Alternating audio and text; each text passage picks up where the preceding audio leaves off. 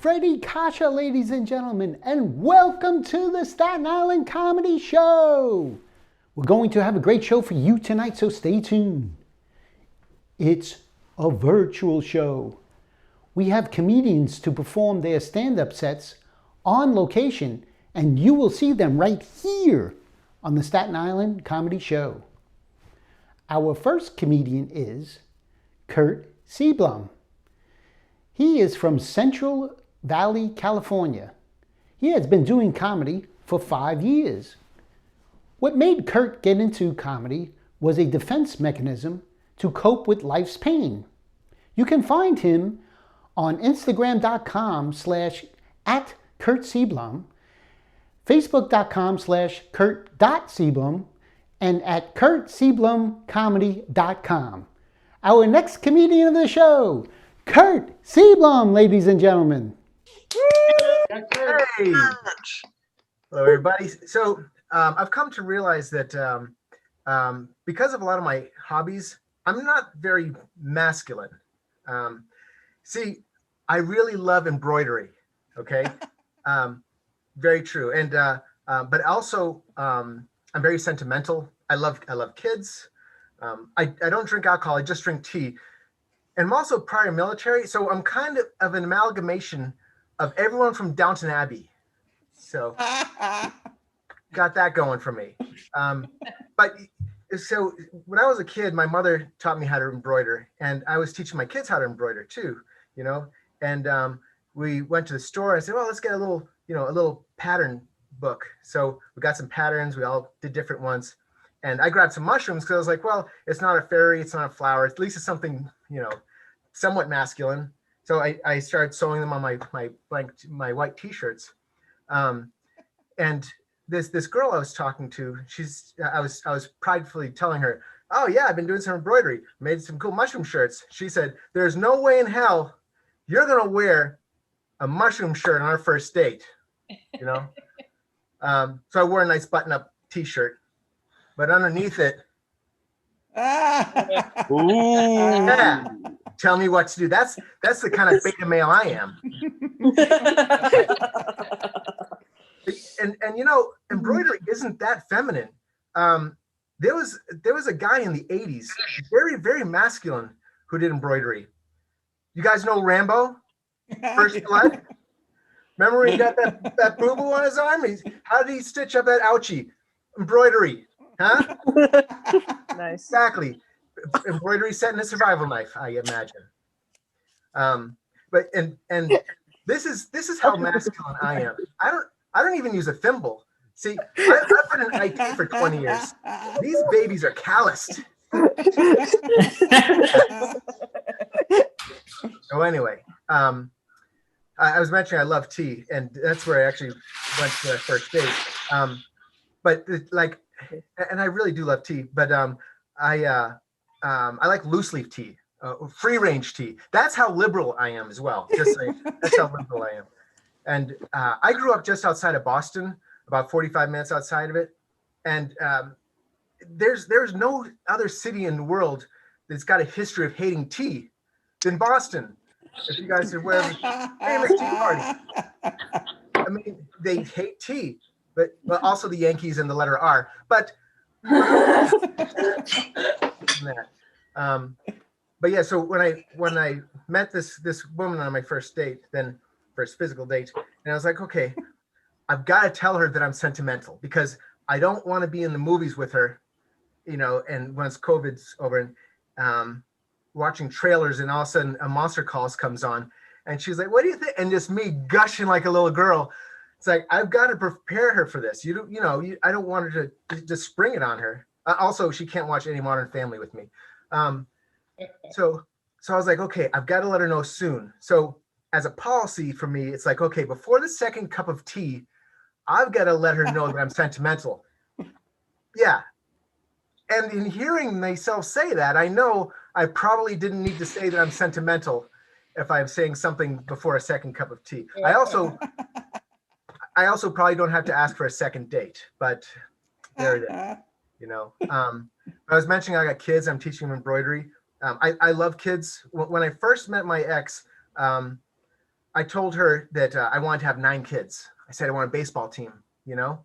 But honest to goodness, you know, it's like the first one will be the pitcher, the second one will be catcher.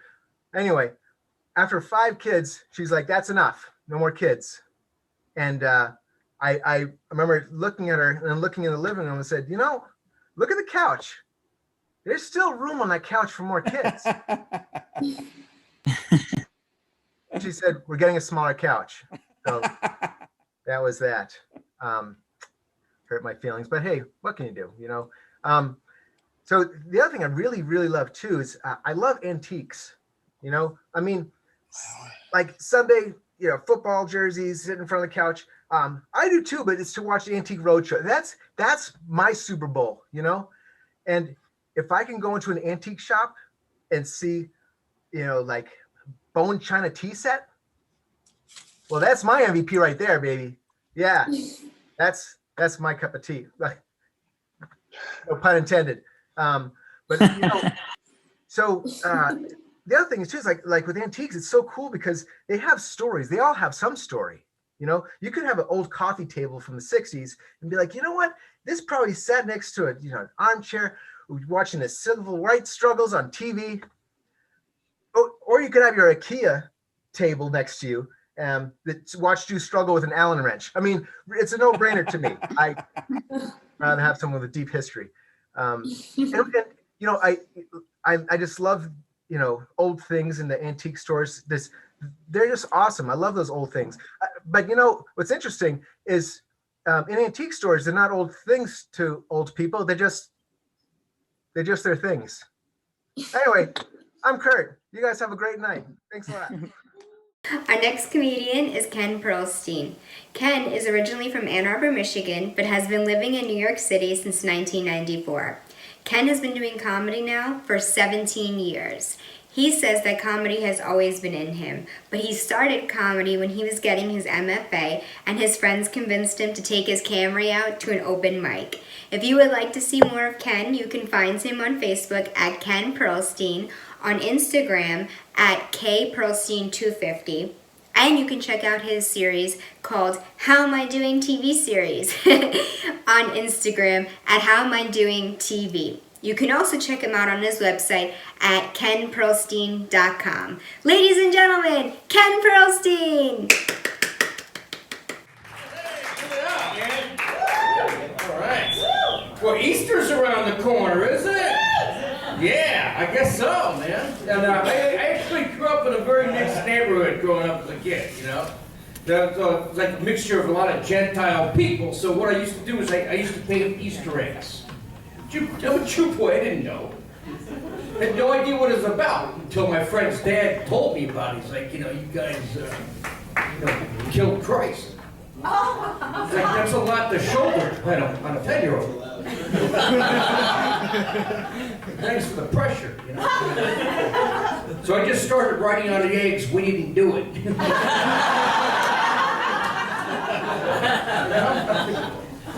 Oh, it's tough, man. I'm tired. I got a toddler at home, so I'm sure we got some parents in here. He's just turned 4, which means he's an asshole. And I gotta tell you, man, this book 1, 2, 3 Magic, this timeout stuff, it doesn't work. It's called 1, 2, 3 bullshit. Because every time he acts out, he's like, "You're a pain in the butt." Shh, shh. It's like, what are you talking to? And then you end up putting him on a chair after like 3 strikes. You're like, now, yeah, you gotta try reasoning with it like a 4-year-old, right? It's like, you know what you did wrong, right? You're a pain in the butt. I'm Batman. Well, I'm your dad, and you know, you're lucky I wasn't my dad, because my dad didn't put up with that stuff. I think anybody from like the 70s and 80s, parents were different, you know. You didn't get 1, 2, 3 Magic. My dad's like, I'm gonna get over. I'm gonna count to 1. Get the. That's your timeout.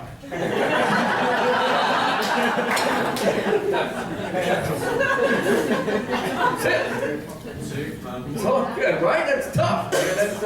But it worked because I never mouthed off. I was like, Dad, I love you.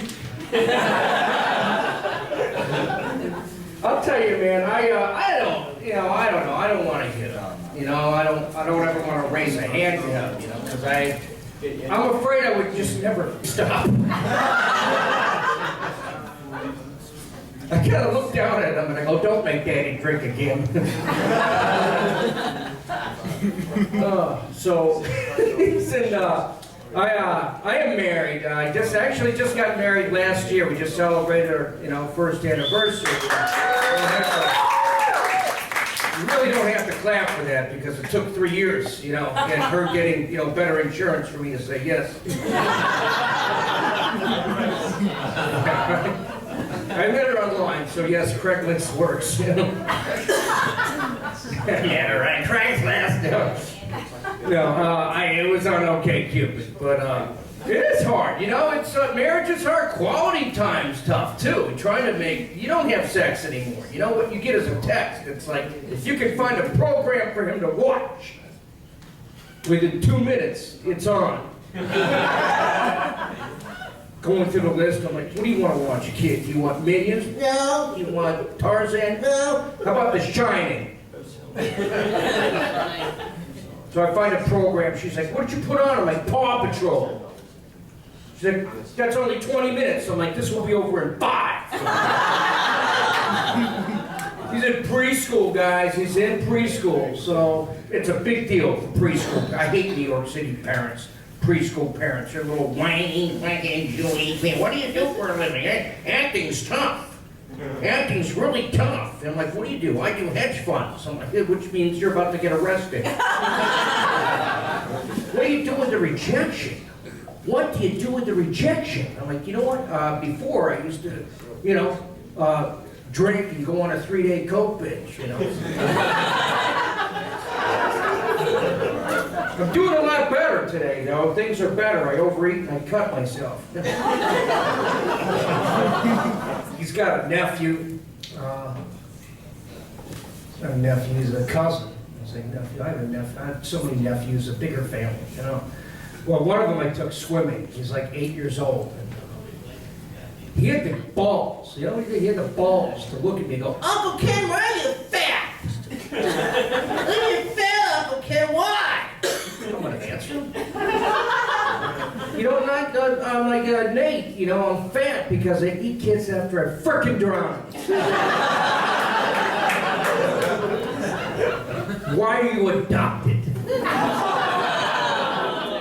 All right, guys, I got to get out of here. Thanks so much. That was awesome, Ken. Our next comedian is Helene Witt. She's from Elmont, New York, 3 blocks from Belmont Racetrack. She did comedy in the 80s, returned in the 2000s.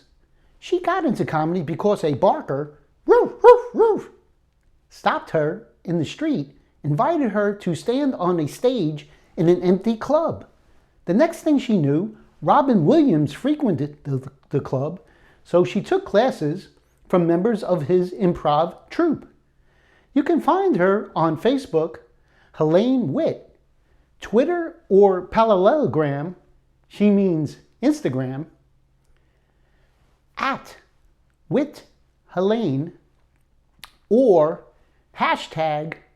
#Helene Witt. Our next comedian of the show, Helene Witt, ladies and gentlemen. Thank you. Congratulations. You might be looking at me wondering, is that the love child of Barbara Streisand and Barry Manilow? I can't be because I'm almost their age. I'm a retired New York City school teacher. Yeah! You must have been to my school. I taught in a really tough school. It was in South Jamaica, Queens.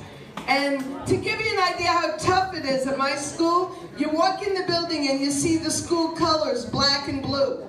And like when we were young, we used to carve our sweetheart's name in the desk. These kids carved their sweetheart's name in their sweetheart. And we had some famous people people who went to our school. Like one of the Fox 5 news women went to our school. She was one of the first women newscasters of all on New York News, and we're proud of her. And 2 NFL stars went to my school, and the ATM bandit also graduated, or didn't graduate. And the mayor used to say everything was a teachable moment, no matter what went on when you were teaching. So once I was breaking up a fight, and this kid's like this, "He choked me terrible!" I said, "Stop. You're using your adverbs incorrectly. He choked you terribly." And I'm teaching measurement, and in my school they never gave teachers any supplies or money for supplies. So I went home, I brought in my bathroom scale, my Weight Watcher scale, and my cocaine scale. I'm only kidding, I'm a teacher, I never went to Weight Watchers. How do you like the tray on top of that scale they have for a banana split with some fudge and whipped cream and a cherry? So I'm getting older. Anybody else is getting older? You're a nice young crowd here, but wait till you get older, ladies. Like, gentlemen might relate to this too. I have something called varicose veins, but I changed the name of them. I call them the Google Roadmap to Adventure. This road takes you to the Sterling Forest. I'll break that down to you young girls. If you're the Brazilian, whatever the hell that is, it's like the Silver Lake. And this road takes you to the Dead Sea. That's kind of obvious. Oh, no. And I'm losing my hair. I'm losing my hair. When you get older, sometimes it happens even to women, but I know where mine's going. It's going to my knuckles. And like you young girls, you complain about the cat calls. You know what? I used to like cat calls. I'm not complaining about if I were getting them. I get, "Oh, miss, oh, madam, lady, whatever happened to hey, babe?" And like the cuckoo on my biological clock, it's wearing depends. Yeah, that's getting old, right? And like if they had these bags in the Rockaways during Hurricane Sandy, the F train never would have stopped running. And you young girls, you can't wait to get older. Not older so much, but don't you complain about your PMS and your pain. You go, "I can't wait for the change," right? So then the change comes, and you got the mood swings and the hot flashes. You know what I say? Menstruation, menopause, those were the good old days. Yeah. That's my nephew, he's laughing at everything.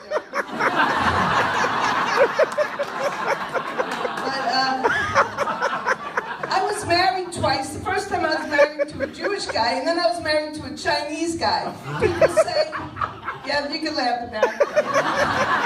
I won't even tell you the punchline. I'll just say I was married to a Jewish guy, and then... That was awesome, Helene. Our next comedian is Mike Vici. He is from Staten Island, New York. He has been doing comedy on and off for 20 years. This time, been doing stand-up for 3 years. What made him get into comedy, he wanted to perform, and comedy is something you just get out and do it. You don't have to wait to be cast in something. Plus, he always idolized comedians like Steve Martin and Richard Pryor growing up.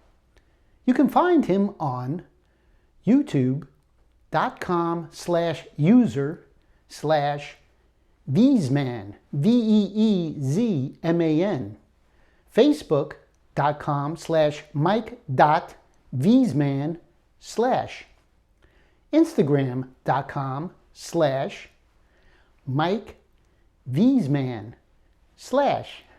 Our next comedian of the show, Mike Vici, ladies and gentlemen.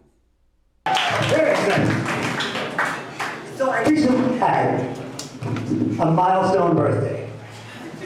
I turned the big 5-0, half century.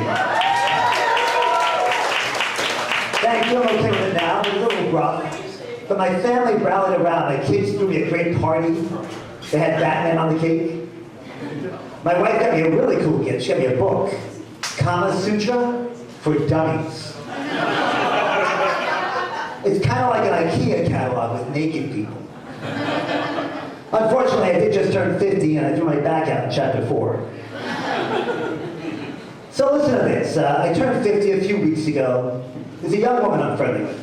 About 20 years younger than me. She's very attractive. There's nothing inappropriate going on. She said, Mike, let me take you to lunch for your birthday. I say, great. So we go out. We're sitting in a local pub. We're having a few laughs. Suddenly, out of nowhere, she stops. She looks at me and she says, you know, Michael, if you were single, I still wouldn't want to date you. Now, mind you, I hadn't asked. Now, how do you think this felt? I'm turning 50. I have beautiful young women turning me down, hypothetically.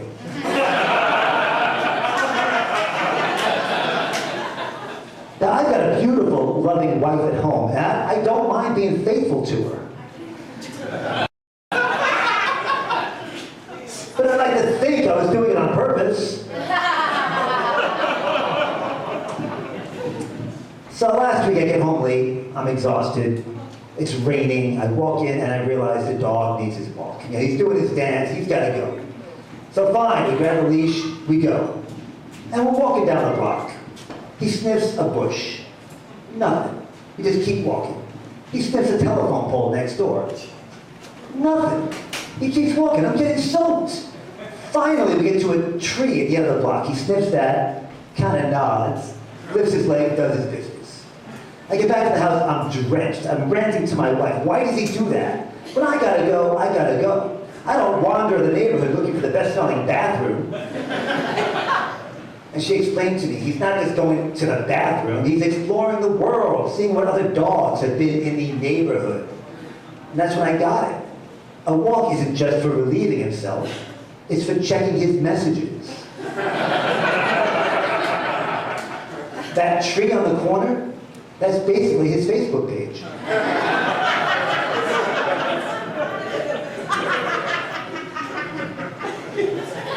So, I live in Staten Island, New York. I'm sorry, I didn't mean to brag. We live in Staten Island, New York. We don't have good transportation. We don't have a subway. So everybody has a car. Everybody drives everywhere. Everybody's pissed off. So road rage is a big part of the culture. It's really popular. I think it's bigger than racism.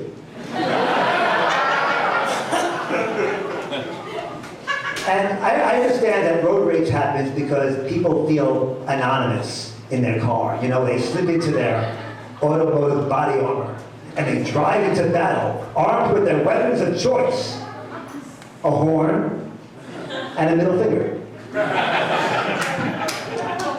But I am not immune. Just the other day, I'm going food shopping. I'm going to the supermarket. I'm in the middle lane. Some car starts merging over from the right. Now, I didn't know who it was. I didn't know where they were going. I didn't know what they were doing, but I did know one thing. There was no way they were getting in my lane. But I woke up. I realized how ridiculous I sounded.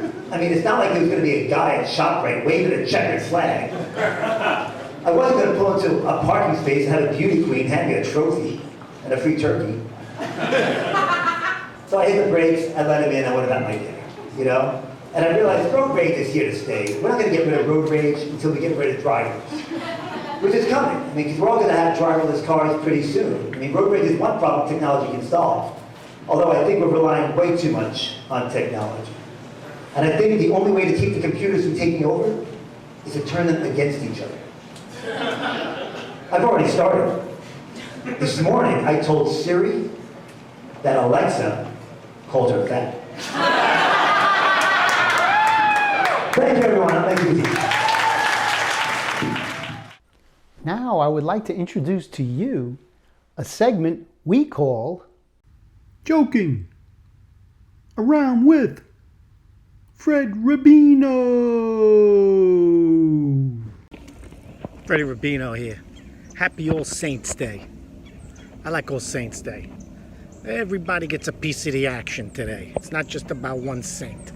Because everybody has their favorite saints, right? St. Anthony finds things. St. Rocco makes sure nobody finds it.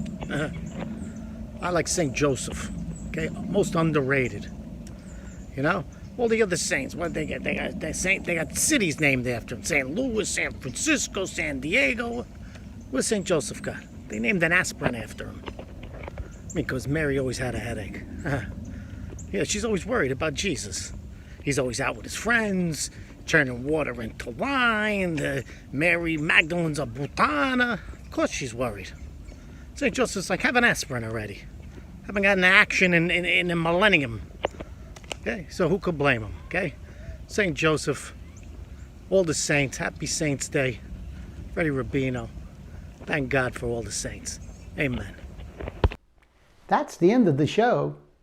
I want to thank everyone for watching and all of the talent from coming on. And if you are a comedian and you want to come on the show, message me on Facebook, Nevin Cummings. Also, if you want to see previous episodes of the Staten Island comedy shows, go to my YouTube channel, Nevin Cummings Comedy, and please subscribe. Also, please visit my website, nevincummingscomedy.tv. There you'll find information about me and the show. Also, please go to and like my Facebook page, Nevin Cummings Comedy. Goodbye. See you on the next show.